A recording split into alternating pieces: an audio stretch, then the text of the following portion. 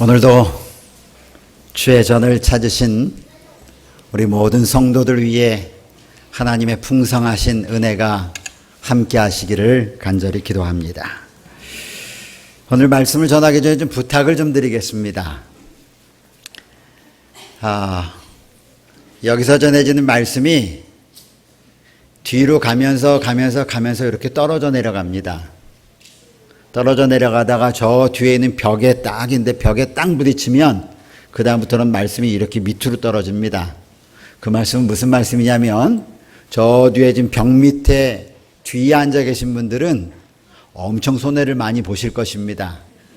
그래서 다음부터는 뒤에 앉지 마시고 앞으로 오십시오.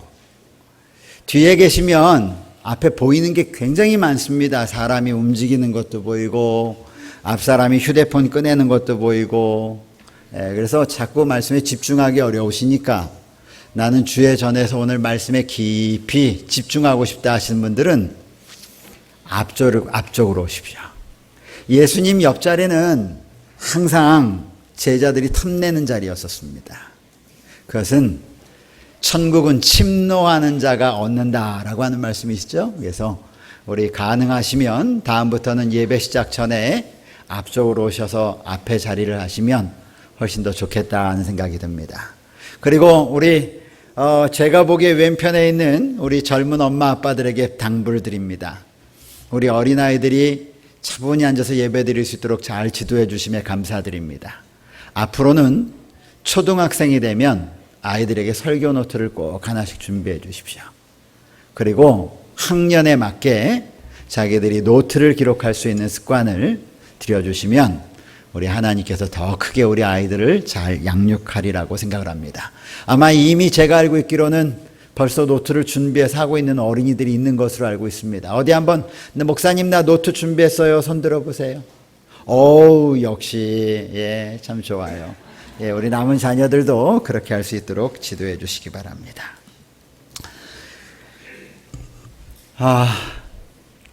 제가 히브리서를 언제까지 끝날 수 있을지 모르겠습니다. 어쨌든 7월부터 시작된 히브리서의 말씀을 매 안식일마다 제가 이어가고 있는데 여러분에게 크게 도움이 되기를 간절히 바랍니다. 혹시 안식일을 부득한 일로 교회에 참석할 수 없어서 빠질 수밖에 없는 분들이 아마 계실 것입니다.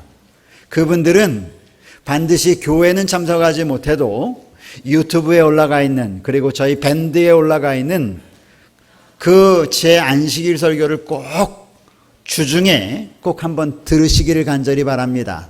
아니면 안식일 시간에 조용한 시간에 집에 오셔서 다시 말씀을 들으셔서 이 말씀이 여러분의 삶에 정말 유익하게 되고 하나님의 말씀이 여러분의 삶에 영향을 미칠 수 있도록 여러분 그렇게 하시기를 간절히 바랍니다.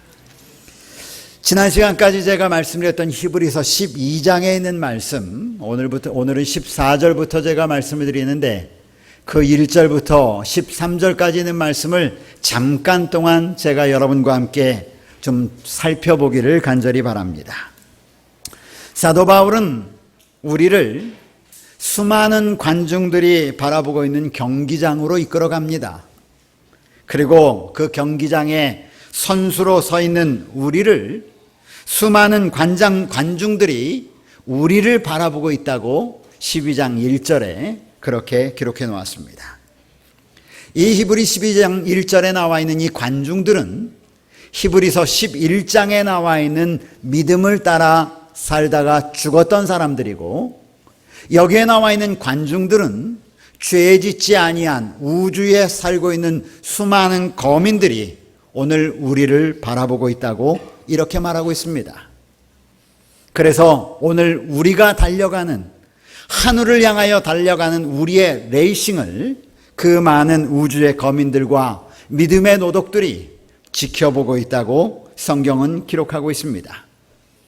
우리의 레이싱은 이 땅의 보상을 받기 위한, 이 땅의 유익을 얻기 위한 그러한 레이싱이 아니라 하늘집을 향해 출발하는, 결국은 하늘에 있는 하나님의 집까지 도달하는 그러한 믿음의 레이싱입니다. 사도 바울은 우리보다 먼저 그러한 다름질, 곧 레이싱을 경험한 사람입니다. 그래서 그는 우리보다 더 먼저 믿음의 레이싱에서 어떤 문제들이 발생하는지를 경험했던 경험자입니다. 그래서 경험자로서 후배 레이서들에게 다음과 같은 조언을 합니다. 히브리서 12장 1절에 첫째, 너희가 달려가는 레이싱에 불편한 것들이 있으면 벗어버려라. 하늘을 향해 달려가는 너희의 다름박질에, 너희의 뜀뛰기에, 너희의 달려가는 일에 너희를 달리게 하지 못하는 불편하게 만드는 것들이 있으면 벗어 던져버려라. 그것을 성경은 무거운 것과 얽매이기 쉬운 죄라고 말씀하고 있습니다. 둘째, 경주에 전념해라. 너희가 어디를 향하여 달리고 있는지 그 너희의 목표에 전념하라. 다른 곳을 바라보거나 다른 생각을 하지 말고 너희가 달려가려고 하는 목표 지점이 어디인지 목표 지점을 바라보고 끊임없이 뛰어라. 저희는 달리기 시합을 하는 TV 중계를 종종 봅니다. 그런데 그 중계를 가만히 보다 보면 막 1등으로 뛰던 사람이 뒤에 누가 어디쯤 오는가 궁금해서 자꾸 뒤를 돌아봅니다. 그런데 운동학자들에 의하면 뒤를 보는 순간 그의 속도가 늦어진다고 하는 것입니다. 그래서 종종 뒤를 돌아본 그 선수가 2위에게 추월당하는 경우를 봅니다. 그런데 사도 바울은 너희에게 주어진 목표가 어딘지 바라보고 그곳을 향하여 인내하면서 달려가라고 이렇게 이야기했습니다. 셋째, 그는 경주자들에게 당부하기를 뭐라고 당부하냐면 성공적인 경주를 너희가 원하느냐? 목표점까지 잘 가기 원하느냐? 그렇다면 믿음의 주요 온전케 하시는 이인 누구를 바라봐라? 예수를 바라봐라. 이게 제가 지금부터 3주 전에 여러분에게 드렸던 말씀입니다. 그리고 한 주를 건너서 그 다음 지난주에 제가 드린 말씀은 징계 곧 훈련, 훈육에 관한 말씀을 살펴보았습니다. 징계와 훈육, 훈련은 힘들고 어렵지요. 그러나 그것이 우리로 하여금 의와 평강의 열매를 맺게 한다고 성경은 우리에게 기록하였습니다. 히브리서 12장 11절은 말씀하시기를 무릇 징계가 당시에는 즐거워 보이지 않고 슬퍼 보이나 후에는 그로 말미암아 연단받은 자들은 의와 평강의 열매를 맺느니라. 따라하십시오. 의와 더 크게 의와 평강의 열매를 맺느니라. 예, 무엇이요? 무엇이요? 징계. 제가 징계라고 하는 말은 별로 마음에 안 들어서 뭐라고 말을 바꿨어요? 훈련과 훈육이. 믿음의 훈련과 훈육들이 당시에는 즐겁게 보이지 않고 힘들어 보이지만 그러나 그것을 잘 믿음의 훈련을 겪고 나면 너희가 의와 평강의 열매를 맺게 될 것이다. 자, 이것이 제가 지난 2주 동안 여러분에게 말씀드렸던 말씀을 아주 압축해서 간단하게 정리해 보았습니다. 오늘은 계속된 말씀으로 히브리서 12장 14절부터 있는 말씀을 중심으로 주님께서 사도 바울을 통하여 우리에게 말씀하기를 원하시는 음성을 겸손히 듣도록 하겠습니다. 먼저 우리 하나님의 말씀을 열어 히브리서 12장 14절부터 17절에 있는 말씀을 제가 읽어 올리겠습니다. 히브리서 12장 14절부터 있는 말씀입니다. 모든 사람과 더불어 화평함과 거룩함을 따르라. 이것이 없이는 아무도 주를 보지 못하리라. 너희는 하나님의 은혜에 이르지 못하는 자가 없도록 하고 또 쓴 뿌리가 나서 괴롭게 하여 많은 사람이 이로 말미암아 더럽게 되지 않게 하며 음행하는 자와 혹 한 그릇을 위하여 장자의 명분을 판 에서와 같이 망령된 자가 없도록 하라. 너희가 아는 바와 같이 그가 그 후에 축복을 이어받으려고 눈물을 흘리며 구하되 버림바가 되어 회개할 기회를 얻지 못하였느니라. 전 오늘 히브리서 12장 14절로 17절에 있는 이 말씀을 기초로 부지런히 살펴라, 부지런히 살피는 자가 되라 라고 하는 말씀을 제목을 정해보았습니다. 사실 오늘 말씀은 실질적인 우리의 삶에 대한 하나님의 권면의 말씀입니다. 사도 바울은 12장을 시작하면서 너희가 하늘을 향하여 다름질 치는 경주자인데 이 경주자가 어떠하도록 경주에 임하도록 너희는 이런 일들을 행하라고 12장 1절부터는 말씀하셨습니다. 오늘 우리가 읽은 히브리서 12장 14절부터 있는 말씀은 그렇다면 우리가 영적으로는 그러한 삶을 살아야 할 텐데 그러면 이 세상에 처해 사는 사람으로서 육적으로는 그럼 우리는 어떤 삶을 살아야 할까? 실질적인 우리 삶에 대한 권면입니다. 저는 오늘 본문의 말씀을 오랜 시간 동안 묵상하고 기도하면서 이 말씀을 살폈습니다. 이 말씀을 통하여 주님께서 우리에게 오늘 전하고자 하시는 기별의 핵심은 과연 무엇일까? 많이 묵상했습니다. 많이 제 마음에 담고 그것을 길을 걸을 때나 차를 탈 때나 집에 있을 때나 교회에서 기도할 때나 계속 그 말씀을 상고해 보았습니다. 그리고 그 말씀을 저 나름대로 이렇게 서술해 보았습니다. 저에게 한 말씀입니다. 이 말씀을 읽고 너는 최선을 다하여 다른 사람들과 평화롭게 살기 위하여 노력해라. 또한 최선을 다해 거룩한 삶을 살아라. 너희의 삶에서 하나님께서 기뻐하시지 않은 쓴뿌리 곧 다른 사람을 비난하고 비평하는 말들로 인하여 다른 사람들을 괴롭게 하는 사람이 되지 말아라. 그러함으로 하나님의 은혜로부터 멀어질 수 있다. 또한 너희 자신을 부지런히 살펴 죄된 인간의 욕심을 따르지 말며 장자의 명분을 판 에서처럼 눈에 보이는 이익 때문에 눈에 보이지 않으나 영원한 상급을 상실하는 자가 되지 말아라. 별 느낌이 없으십니까?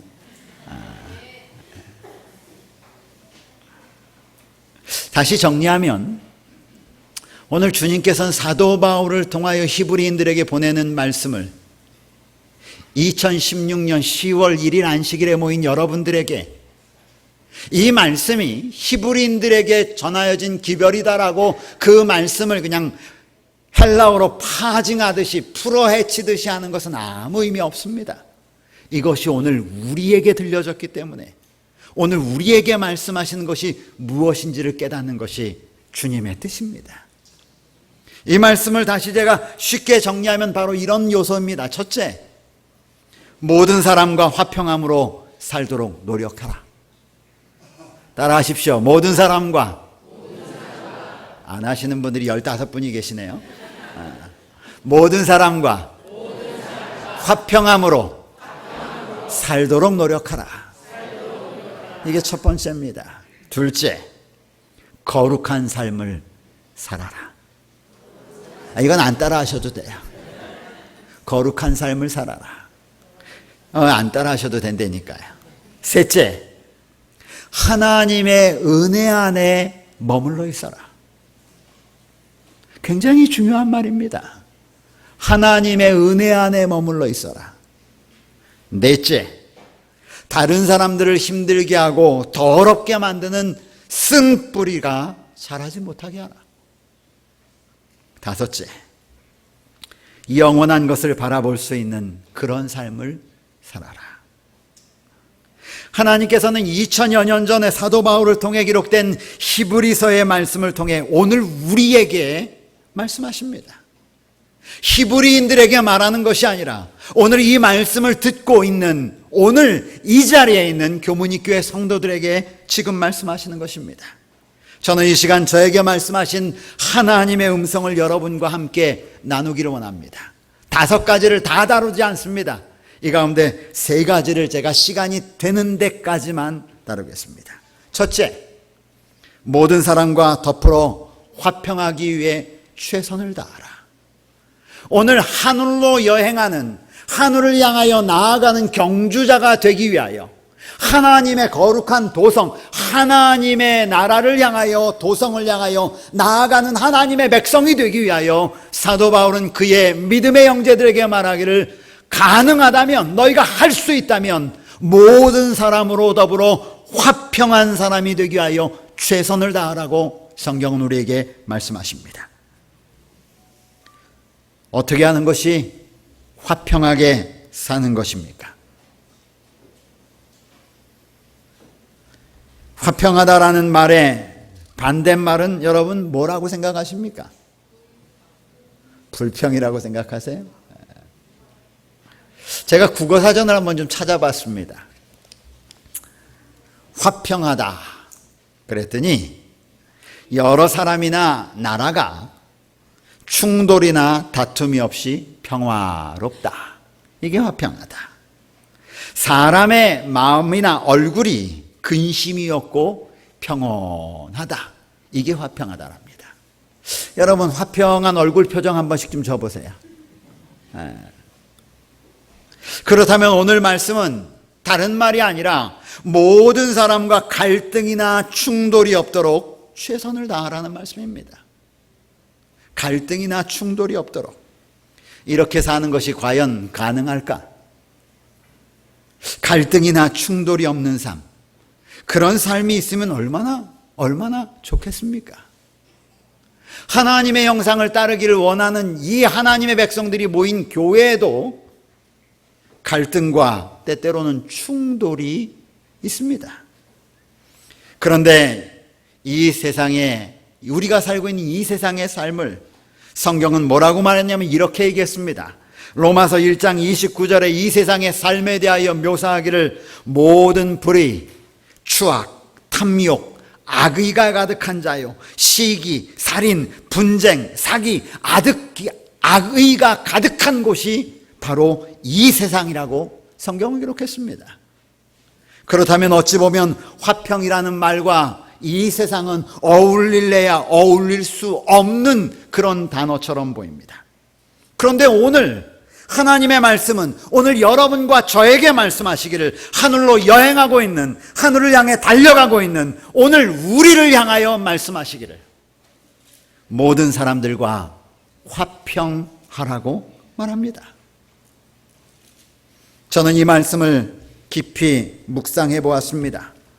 왜 주님께서는 우리에게 화평하라고 말씀하실까? 우리가 살고 있는 이 세상은 사람들과 화평하기가 결코 쉽지 않고 어려운데 왜 주님은 우리에게 화평하라고 말씀하실까? 도대체 우리 가운데 있는 화평을 가로막는 것이 있다면 그것이 무엇일까?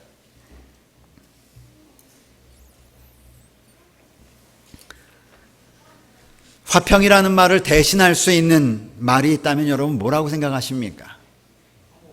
화목. 저도 좀 생각해 보았습니다. 화평이라는 이 성경 말씀을 대신할 수 있는 말이 무엇일까를 곰곰이 생각해 보 내린 제 나름대로의 결론은 사랑이라는 것이었습니다.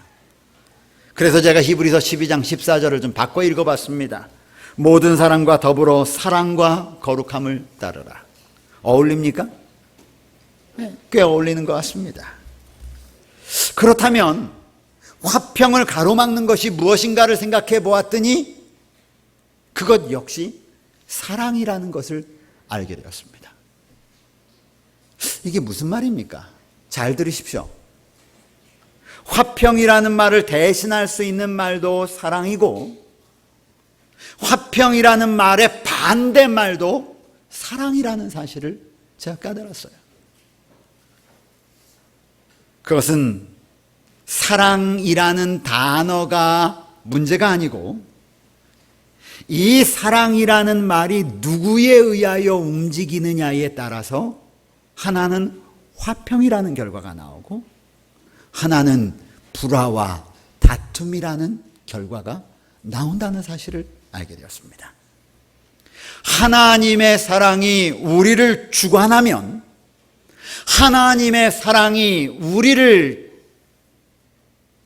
다스리고 있으면, 하나님의 사랑이 우리의 삶 가운데 주인으로 남아있으면, 우리가 알지 못하는 사이에 우리는 모든 사람과 화평할 수 있게 되고, 하나님의 사랑이 아닌 나를 사랑하는 사랑이, 나를 사랑하는 그 사랑이 나를 주관하고 있을 때는 다른 사람들과 화평할 수 없는 상황이 된다는 것을 깨닫게 된 것입니다.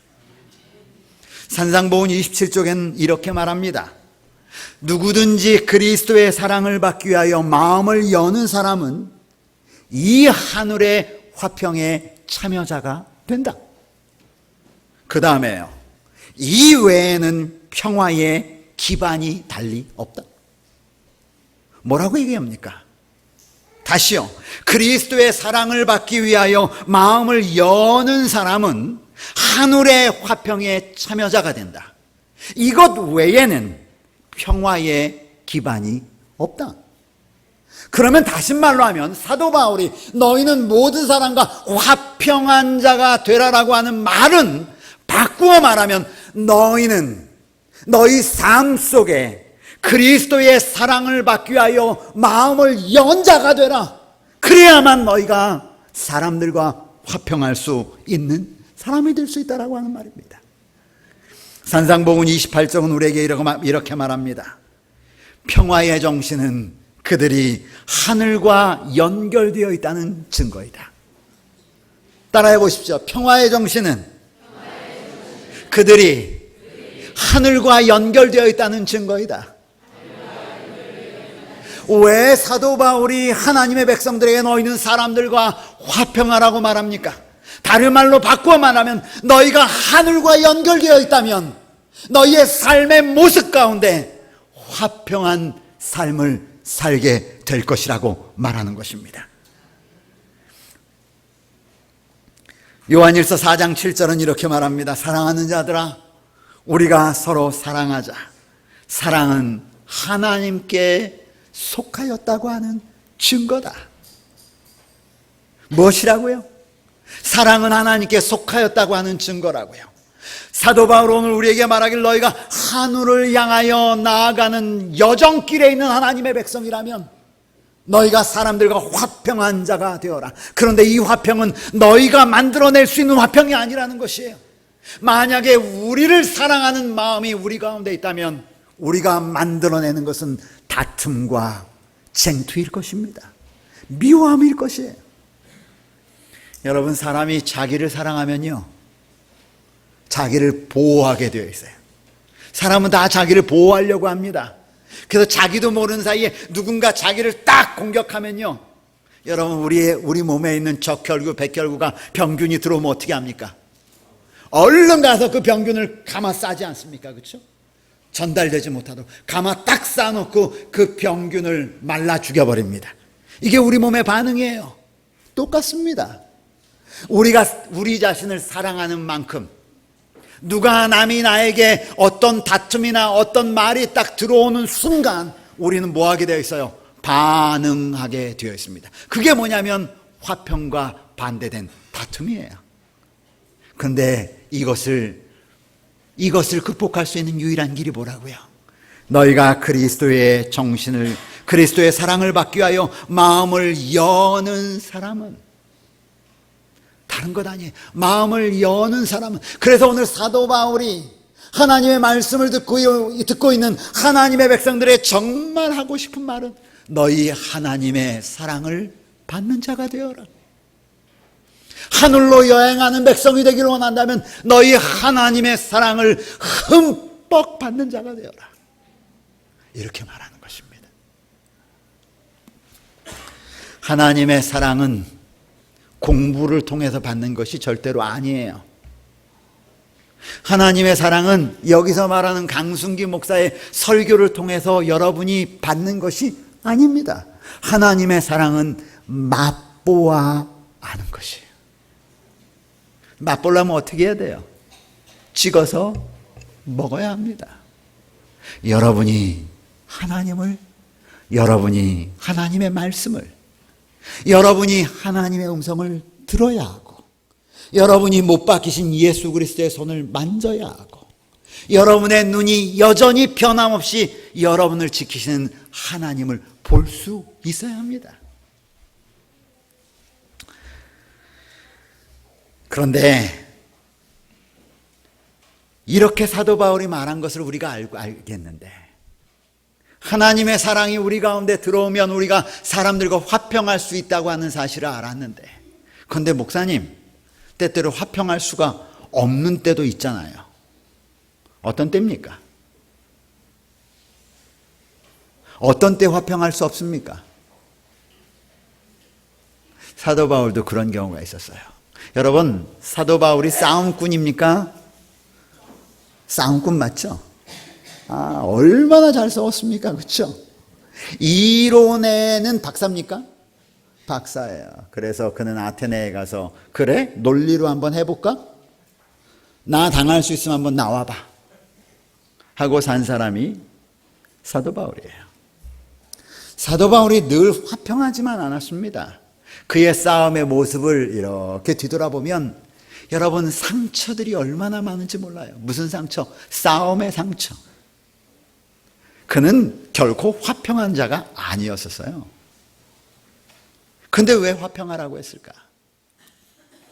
사도 바울이 쓴 로마서 12장 18절에 보면 이렇게 사도 바울은 화평에 대해서 얘기했습니다. 할 수 있거든. 너희는 모든 사람으로 더불어 화평하라.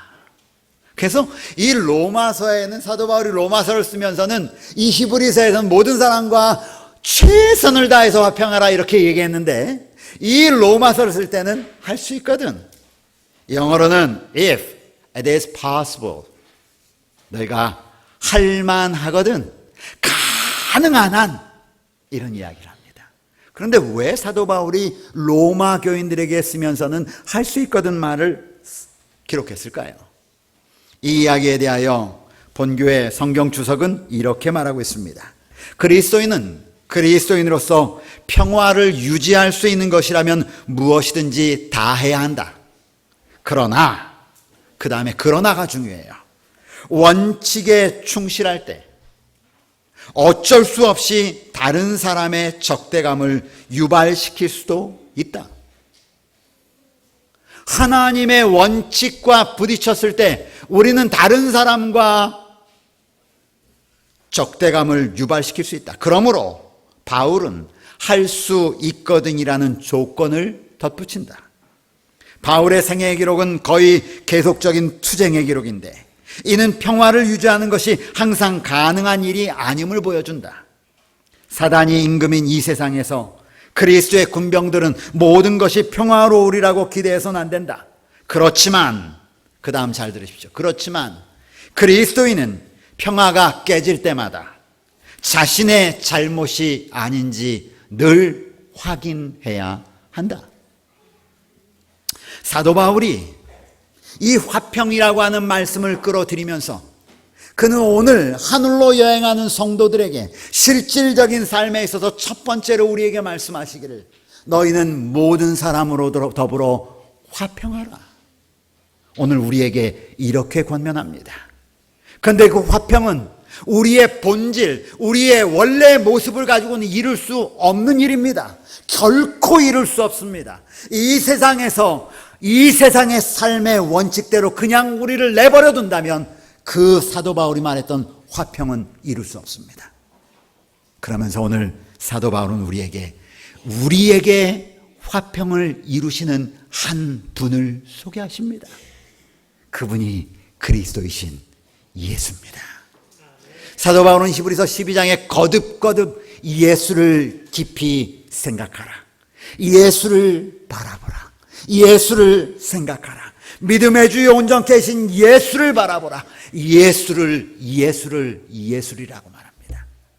그는 다시 오늘 이제 말을 바꿉니다. 화평해라. 근데 그 화평은 하나님의 사랑의 마음의 문을 여는 순간 하나님께서 너희에게 세우시는 하나님의 선물이다. 사랑하는 여러분, 우리가 하늘로 가는 백성임을 잊지 말게 되시기를 간절히 바랍니다. 하늘을 향해 나아가는 여정길에 있는 백성임을 기억하십시다. 오늘 첫 번째, 우리에게 부지런히 살피라고 말씀하시면서 우리에게 주는 첫 번째 권면은 너희는 화목한 자가 되라고 말씀하십니다. 말씀을 마칩니다.